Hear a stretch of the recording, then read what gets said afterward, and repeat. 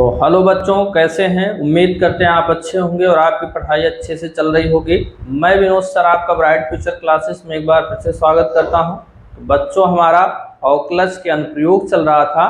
तो ऑकलस के अनुप्रयोग में हम एक्सरसाइज 6.3 को सॉल्व कर रहे थे। काफ़ी लंबी एक्सरसाइज है, इसलिए थोड़े थोड़े क्वेश्चन को यहाँ पे हम आपको सॉल्व करवा रहे हैं। तो जितना क्वेश्चन हो चुका है उसके आगे के क्वेश्चन को आज हम सॉल्व करवाएंगे।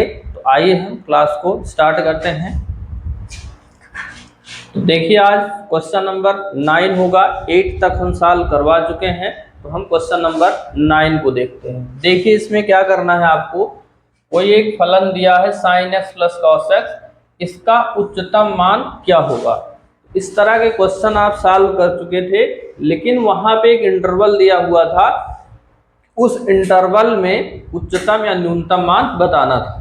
यहाँ कोई इंटरवल नहीं दिया है, पूरा रियल नंबर के लिए आपको बताना है कौन सा उच्चतम है कौन सा न्यूनतम है। ये बात आपको ध्यान रखना है, जब इंटरवल दिया है तब कैसे निकालना है, और जब इसमें इंटरवल नहीं दिया है तब आप क्या करेंगे। तो अंतर समझना सबसे जरूरी है। अंतर नहीं आएगा तब आपको वहां से दिक्कत आएगी। तो आइए इसको हम देखते हैं क्या करना है।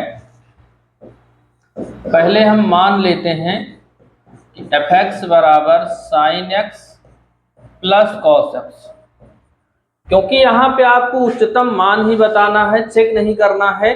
तो एक बार इसका अवकलन आपको कर लेना है। तो ये हो गया cos x और cos x का हो गया sin x। अब क्या करिए, उच्चतम मान के लिए 0 के बराबर करिए। उच्चतम मान के लिए, उच्चतम मान के लिए आप क्या करेंगे, f डैश x को 0 के बराबर कर दीजिए। तो cos x minus sin x is equal to 0। पक्षांतरण करेंगे तो sin x is equal to cos x हो जाएगा। cos इस तरफ लेके आएंगे तो बटे में हो जाएगा, इक्वल 1 बचा। sin अपान cos क्या हो गया, tan हो गया। अब 1 हो गया, तो यहां से आप देखिए कि 1 किसकी वैल्यू है, tan में। 1 वैल्यू है tan पाई बाई 4 की। तो यहां से आपको x की जो वैल्यू मिल गई वो पाई बाई 4 मिल गई। तो जब x की वैल्यू पाई बाई 4 मिल गई तो आपको तो रियल नंबर के लिए बताना है। तो जब रियल नंबर के लिए आपको बताना है तो क्या क्या वैल्यू x की हो सकती है, ये बात आपको ध्यान रखना है। तो अब थोड़ा सा ये समझना है, बाकी तो आप क्या कर सकते हैं, चतुर्थांश देख सकते हैं, नहीं तो इसके व्यापक हल से बता सकते हैं कि n पाई से क्या क्या वैल्यू हो सकती है। तो यहाँ पे इसमें धनात्मक होता है और इसमें धनात्मक होता है तीसरे में, और तीसरे में होता क्या है, 180 प्लस थीटा होता है, यानी कि पाई, और थीटा का मान कितना हो गया, पाई बाई 4। तो कितना हो गया, 5 पाई बाई 4। फिर इसमें आप निकाल सकते हैं, यानी कि 2 पाई प्लस थीटा, थीटा यानी पाई बाई 4। तो 4 दूना 8, कितना हो गया, 9 पाई बाई 4 यहाँ पे हो गया। यानी कि जो x की वैल्यू यहाँ से निकलेगी, जिसपे tan धनात्मक होगा पहले में, फिर तीसरे में, फिर पहले में जाएगा, फिर इस तरह से वैल्यू निकालना है। तो एक तो x की वैल्यू हो गई पाई बाई 4, एक क्या हो गई 5 पाई बाई 4, दूसरा क्या निकली वहां पे 9 पाई बाई 4, फिर इसी तरह से क्या निकलेगी 13 पाई बाई 4। ये सारी वैल्यूज आपको यहाँ से मिलेंगी, और ये सब रियल नंबर यहाँ पे हैं। तो x की वैल्यू इस तरह से निकालना है। अब ये बात आपको यहाँ समझना है, अभी तक तो 2-3 यहाँ पे पॉइंट होते थे, तो वहां उच्चतम या न्यूनतम हम निकाल लेते थे, लेकिन इसमें बहुत सारी वैल्यू हैं। अब किस पे हम चेक करेंगे कि यहाँ पे कहाँ न्यूनतम होगा और कहाँ उच्चतम होगा। तो ये बात आपको पता, देख सकते हैं पहला, वहीं पर साइन और कॉस दोनों की जो वैल्यू है वो क्या होती है, अधिकतम होती है। बाकी और कोई ऐसा चतुर्थांश नहीं है जिसमें साइन कॉस दोनों धनात्मक हो जाए। तो इस तरह से हमको इसकी वैल्यू पता करना है। तो यहाँ पे हम लिखेंगे क्या, कि साइन एक्स और कॉस एक्स, साइन एक्स और कॉस एक्स प्रथम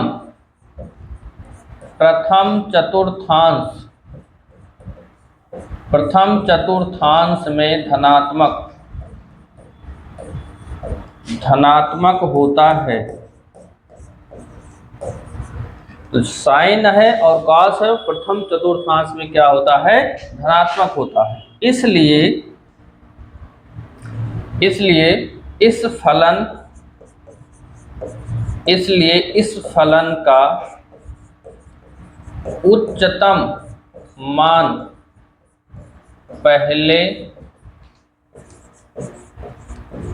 पहले चतुर्थांश में मिलेगा।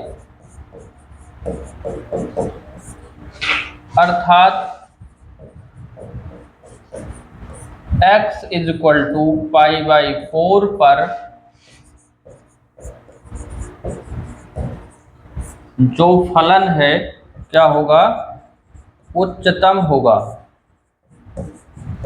देखिए एक बात आपको थोड़ा ध्यान रखना है, यहाँ पे थोड़ा मिस्टेक ये हुआ है कि यहाँ आपको चेक नहीं करना भाई, यहाँ से तो हम वैल्यू निकालें, चेक हमको यहाँ से करना है, ये बात ध्यान रखना है यहाँ पे, क्योंकि यहाँ पे जो साइन है कॉस है जिसपे धनात्मक होगा उसी पे हमको क्या मिलेगी, उच्चतम वैल्यू प्राप्त होगी। तो आपको किस पे चेक करना है, साइन एक्स और कॉस एक्स। तो ये बात बाकी सब कुछ ठीक है, यहाँ देखना है कि साइन एक्स और कॉस एक्स पहले चतुर्थांश में क्या होते हैं, धनात्मक होते हैं, इसलिए उसी में हमको क्या मिलेगा, उच्चतम मान प्राप्त होगा। तो अब हम यहाँ लिखेंगे फलन का उच्चतम मान, तो यही रख दीजिए साइन π/4 प्लस कॉस π/4। π/4 की वैल्यू 1/√2 और इसकी वैल्यू भी 1/√2। इसको आप सॉल्व जब कर लेंगे तो क्या आ जाएगा, √2 आ जाएगा। सॉल्व करेंगे तो इतना आ जाएगा।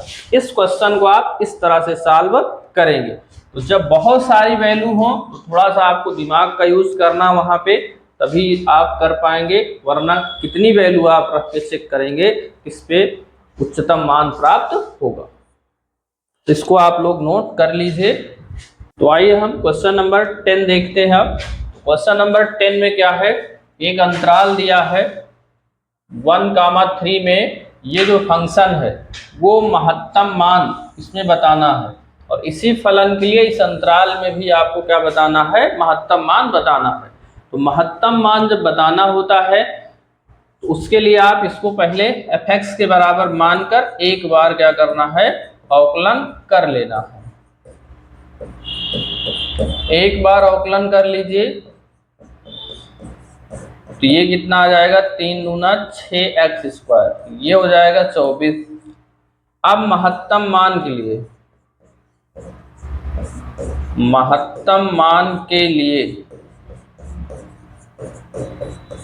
तो आपको पता है महत्तम मान के लिए इसको क्या करना है, f' को 0 के इक्वल करके x की वैल्यू यानी क्रिटिकल पॉइंट आपको निकाल लेना है। तो आइए इसको हम इक्वल कर लेते हैं 0 के। अब ये 24 इस तरफ आया तो प्लस 24, तो x² बराबर 24/6, तो x² बराबर कितना आ गया, 4, x बराबर कितना आ गया, ±2 आ गया। तो यहां ये ध्यान देना है आपको कि x की वैल्यू ±2 आई हुई है, और हमको इस अंतराल में अलग महत्तम मान निकालना और इसमें अलग निकालना है। तो यहां से क्योंकि इसमें प्लस वाला है, तो जब प्लस वाला है तो प्लस वाला ही यहाँ पे लेंगे, यानी कि x = 2, और इस अंतराल में यानी कि -1 +1 से 3 के बीच में ये आ रही वैल्यू। तो टोटल 3 पॉइंट हुए, तीनों को यहाँ पे रख के आपको चेक करना है। x = 1 पर फलन का मान, तो रख लीजिए यहाँ पे 1 का क्यूब 24 × 1 + 107, ये हो गया 2, ये हो गया 24 प्लस हो गया 107। तो यही तो हुआ यहाँ पे, क्योंकि 107 और 2 जोड़ेंगे तो 109 आ जाएगा, और 109 और उसमें से 24 माइनस कर देना है, ये 5 हो गया, 10 में से 2 गया 8, यानी कि प्लस 85 यहाँ से आ गया। अब फिर से वैल्यू रखिए, x इज इक्वल टू 2 पर फलन का मान, तो यहाँ 2 रखिए, 2 गुणे 2 पर घात 3 माइनस 24 गुणे 2 प्लस हो गया 107। ये हो गया देखिए 8 और ये हो गया 16, ये 24 दूना हो गया 48, ये प्लस हो गया 107। इसको अगर सॉल्व करेंगे 107 और 16 जोड़ लीजिए, तो 16 और 7 कितना हो गया आपका 23, 123 माइनस 48, इसको घटा लीजिए, तो 13 में से 8 गया, कितना हो जाएगा 5 हो जाएगा। ये कितना बचा 11, 11 में से 4 गया 8 हो गया, ये कितना आ गया 85, तो ये भी आपका 85 ही आ रहा है। चलिए एक और हम देखते हैं, फिर 3 पर x इज इक्वल टू 3 पर फलन का मान,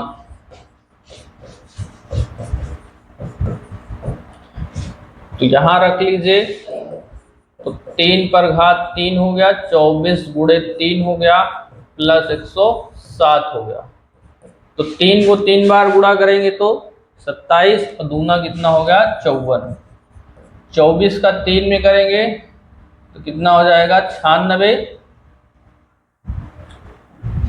ओ नहीं 72 यहाँ पे हो जाएगा, तो 3 चौक 12, 3 दूना 6, 72 हो गया भाई यहाँ पे, प्लस 107। तो फिर से इसको जोड़ लीजिए, तो 7 4 11, 7 में 4 जोड़े तो 11, 5 1 कितना हो गया 6, और ये कितना हो गया 161 माइनस कितना हो गया 72, 72 घटा दीजिए, 11 में से 2 गया 9 हो गया, ये 5 यानी 15, 15 में से 7 गया, कितना हो गया 8 यहाँ पे आ गया, यानी कि 89 यहाँ पे आ गया। अब इसमें हमको उच्चतम मान यानी महत्तम मान बताना है, तो महत्तम मान आप देख सकते हैं कि इन तीनों में सबसे ज्यादा वैल्यू किसकी आई है, यहाँ पे 89, ये आपका क्या आ गया आंसर आ गया। इस तरह से आप इसको करेंगे, तो एक तो ये हो गया, अभी एक अंतराल आपको ये भी दिया है, तो इसको भी आप लोग करेंगे कि जब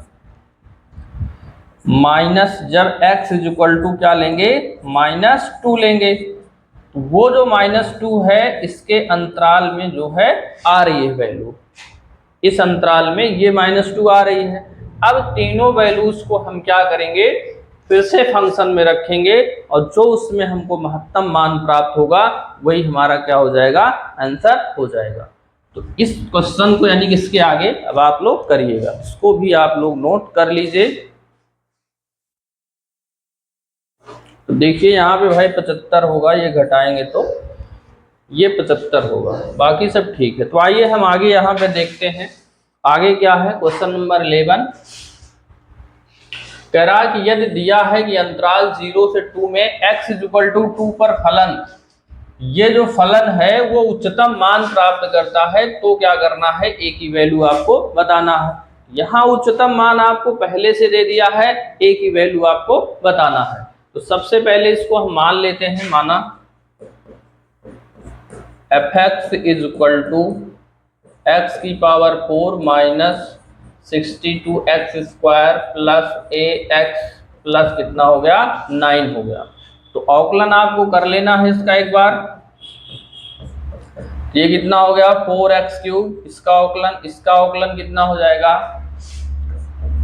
62 दूना 124x, इसका करेंगे तो a और इसका करेंगे तो 0 हो जाएगा। अब महत्तम मान किस पे प्राप्त कर रहा है 1, तो यहां पे लिखेंगे x इज इक्वल टू 1 पर फलन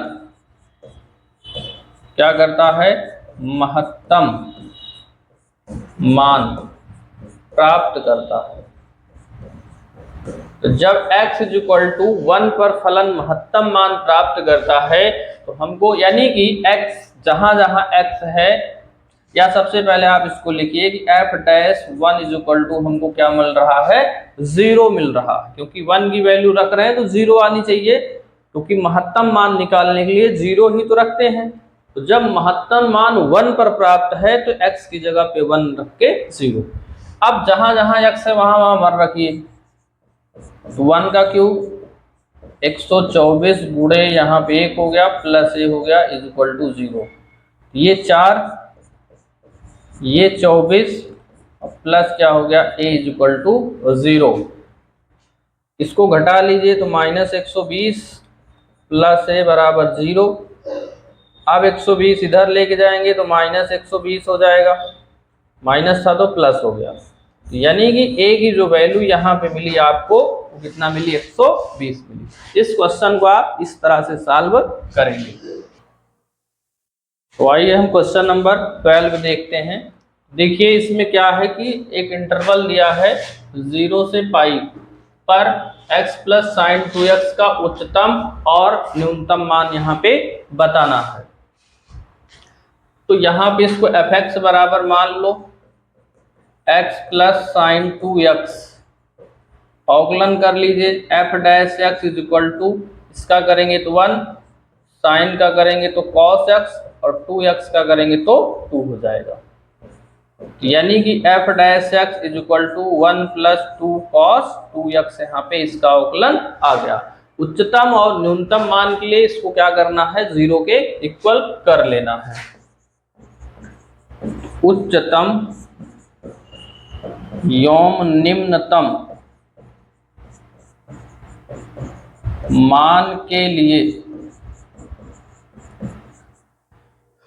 f डैश x बराबर कर लीजिए इसको 0 पे, 1 plus 2 cos 2x is equal to 0।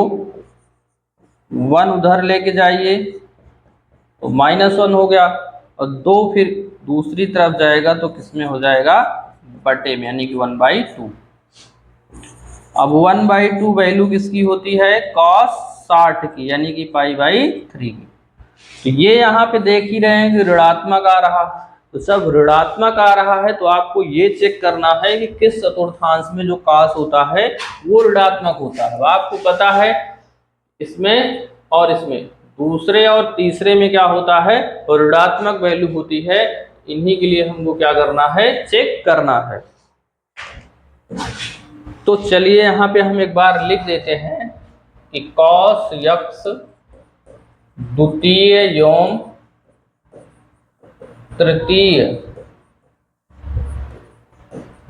तृतीय चतुर्थांश में ऋणात्मक होता है। इन्हीं दोनों के लिए आपको क्या करना है, चेक करना है। तो एक साथ ही लिख दिए हैं, वो आप समझ लीजिएगा कौन द्वितीय कौन सा चतुर्थ है। तो cos 2x, तो जो द्वितीय चतुर्थांश होता है उसमें क्या होता है, 180 माइनस थीटा, यानी पाई माइनस थीटा, यानी कि π/3। तो cos 2x बराबर cos 2 π/3। तो 2x बराबर यहाँ पे कितना आ गया, 2 π/3, और x बराबर आ गया 2 से 2 कट गया तो π/3। ये इसके बीच में यहाँ से आ रही है, तो एक वैल्यू ये निकल गई। अब फिर से क्या निकालेंगे इसके लिए, यानी तृतीय के लिए। तो तृतीय में क्या होता है, 180 प्लस थीटा होता है। तो cos इसको जोड़ लेंगे तो कितना आ जाएगा, 4 π/3। तो 2x बराबर 4 π/3, तो x बराबर कितना हो गया, ये इससे काट दीजिए तो कितना आया, 2 π/3। ये भी आपका इसके बीच में आ रहा है, ये निकल गया। उसके बाद अब क्या करना है, फिर से एक बार आप देखिए, क्योंकि डबल हो रहा है कोण आपका, क्योंकि यहाँ 2x है, तो फिर से एक बार पूरा घूम जाइए, फिर द्वितीय में आ जाइए। तो 2 पाई तो पूरा घूम गया, और 1 पाई और, यानी कि 2 पाई माइनस थीटा फिर से आ जाएगा। और उसमें देखिए जो वैल्यू निकलती है वो इसके बीच में आ रही है, नहीं आ रही है। तो cos 2x बराबर cos 2 पाई माइनस थीटा, यानी कि पाई बाई 3, 2 नहीं 3 यहाँ पे हो जाएगा भाई। 2 तो एक बार घूम गया, तो पाई माइनस थीटा तो आपको यहाँ से बताए थे, तो 2 घूम गया, तो 2 और 1 यहाँ पे 3 पाई हो गया। तो cos 2x बराबर cos, और ये 3 त्रिका 9, यानी कि 8 पाई बाई 3। 2x बराबर 8 पाई बाई 3, x बराबर 4 पाई बाई 3। क्या ये इसमें आप चेक करिए कि इसके बीच में आ रहा है कि नहीं आ रहा है। तो यहाँ 180 रखेंगे तो 240 आ रहा है, जिसके बीच में आ रहा है। फिर से इसमें आइए, तो क्या था द्वितीय वाले में, पाई प्लस थीटा, एक बार घूम गया तो 2 और 1 कितना हो गया, 3 पाई हो गया। तो 3 पाई प्लस थीटा, यानी कि पाई बाई 3। 3 त्रिका 9, 1 10, 10 पाई बटा 3। तो 2x बराबर 10 पाई बाई 3। इसको काट देंगे तो x बराबर कितना आ जाएगा, 5 पाई बाई 3। अब 5 पाई बाई 3 यहाँ पे देखिए, ठीक तो यहाँ पे कटा है भाई, ठीक। तो ये भी चेक कर लीजिए, देखिए यहाँ पे 60, यानी कि 5 छंग 30, 300 आ रहा है। तो ये इसी के बीच में आप वैल्यू आपको मिल रही है। ये सारे पॉइंट्स यहाँ निकल गए। अब आप देख सकते हैं, एक पॉइंट आपको ये मिला, ये एक पॉइंट मिला, इस पे चेक करना पड़ेगा। दूसरा पॉइंट ये मिला, तीसरा पॉइंट ये मिला, चौथा ये मिला, और पांचवा तो आपका ये है, छठवां ये है। तो टोटल 6 पॉइंट्स यहाँ पे आपको मिल गए। अब 6 पॉइंट्स पे आपको क्या करना है, इनकी सारी वैल्यूज चेक करना है कि किस पे उच्चतम होगा और किस पे न्यूनतम होगा। तो इतना आप लोग नोट कर लीजिए, फिर आगे हम निकाल कर बताते हैं। तो आइए यहाँ पे जो हमको पॉइंट्स मिले थे, उन सभी पॉइंट्स पे फंक्शन की वैल्यू हम निकाल लेते हैं। तो सबसे पहले x is equal to pi by 3 पर फलन का मान रख लीजिए यहीं पे। तो पाई बाई 3 हो गया, प्लस, और यहाँ पे रखेंगे तो साइन 2 और पाई बाई 3 यहाँ से हो गया। तो ये पाई बाई 3 प्लस, और ये इसकी वैल्यू आपको निकालना पड़ेगा। तो देखिए कैसे निकालेंगे, 2 पाई यानी कि 120 है, 90 प्लस कितना हो जाएगा, 30। तो ये द्वितीय चतुर्थांश में आ रहा है, तो इसकी वैल्यू निकालेंगे। 90 में तो चेंज हो जाता है, cos 30, इसकी वैल्यू √3/2 यहाँ पे हो जाएगी। तो यहाँ पे √3/2, ये सब मान आप निकाल चुके हैं भाई। देखिए ये द्वितीय चतुर्थांश में, द्वितीय में साइन धनात्मक होता है, तो ये प्लस हो गया, 90 में चेंज होता है, साइन हो गया, तो cos थीटा यानी कि 30, इसकी वैल्यू √3/2 होती है। ये वैल्यू यहाँ से निकल गई। अब चाहे तो इसको थोड़ा सा सॉल्व भी कर सकते हैं, क्योंकि ये तो पाई में है। तो इसको अगर सॉल्व करेंगे तो 2 पाई प्लस 3 √3/3 दूना 6 हो गया। ऐसे कर सकते हैं, या इसको अभी रहने दीजिए कुछ करने के लिए ऐसे। अब इसी तरह हम x इज इक्वल टू किस पे चेक करेंगे, 2 पाई बाई 3 पर फलन का मान। तो चेक करिए यहाँ पे x की वैल्यू 2 पाई बाई 3 और साइन की वैल्यू क्या हो गई, 2 और 2 पाई बाई 3, यानी कि ये हो गया 2 दूना 4, यानी कि 4 240। तो साइन 240 को क्या लिखोगे, 180 प्लस 60, किस चतुर्थांश में आ रहा है आप इसको देख सकते हैं कि तृतीय में आ रहा है, और तृतीय में जो होता है माइनस होता है, 180 में चेंज होता नहीं है। ये कितना आ गया 2π/3 माइनस √3/2, इसकी वैल्यू आ गई।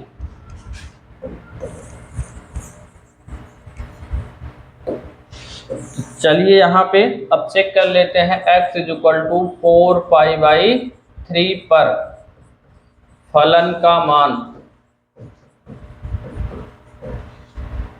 तो रख लीजिए यहाँ पे 4π/3 प्लस साइन 2, और ये हो गया 4π/3।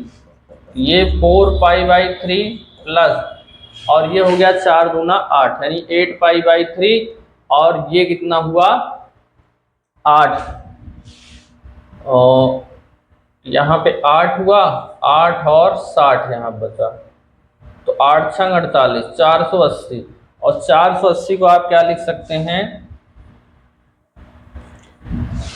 तो चाहे तो देखिए आप कई तरह से बता सकते हैं। एक तो 360 में 120 जोड़ देंगे तब भी 480 हो जाएगा। अब ये पहले चतुर्थांश में है तो क्या हो जाएगा साइन 120, और साइन 120 को क्या लिखेंगे 90 + 30, और ये कितना हो जाएगा cos 30, यानी कि √3/2 इसकी वैल्यू आ जाएगी, √3/2। अब 4 पे हो गया, इस पे चेक कर लिए, x = 5π/3 पर फलन का मान। फिर से रख लीजिए 5π/3 प्लस साइन 5π/3, ये 5π/3 हो गया प्लस हो गया।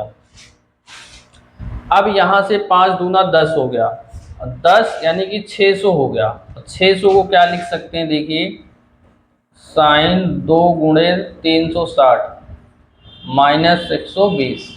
भाई 300, ये 720 से 120 घटाएंगे तो 600 आ जाएगा, और ये 2 यहाँ पे आ गया, वो 360 माइनस थीटा की तरह ही चलता है, तो चतुर्थ में तो माइनस हो जाएगा, माइनस साइन 120 हो जाएगा।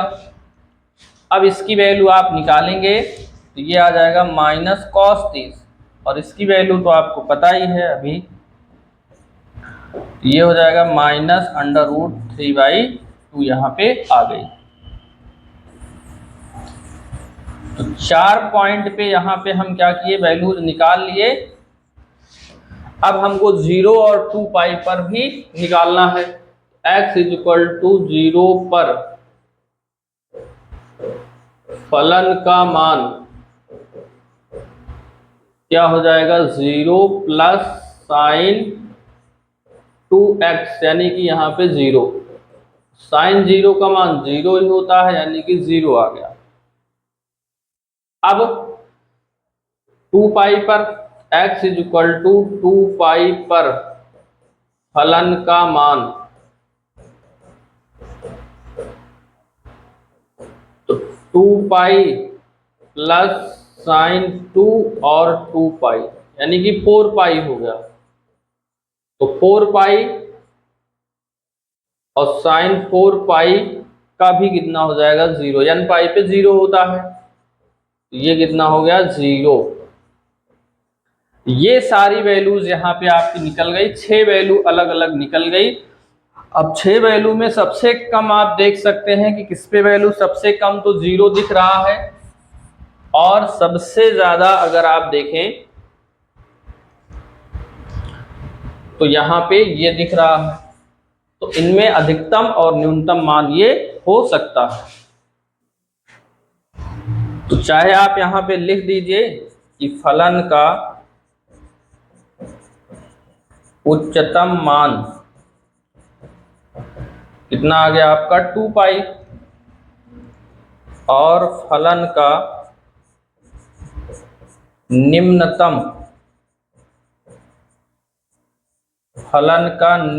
मान कितना आ गया 0। ये आपका क्या आ गया, आंसर आ गया। इसको भी आप लोग नोट कर लीजिए। तो बच्चों आज की क्लास में इतना ही। तो अब आगे की क्लास में इसके आगे के जो क्वेश्चन हैं उन सभी क्वेश्चन को हम इसी तरह एकदम अच्छे से सॉल्व करेंगे। इस तरह से जो भी क्वेश्चन आपको मिल रहे हैं बुक में उन सभी क्वेश्चन को आप लोग सॉल्व जरूर किया करिए।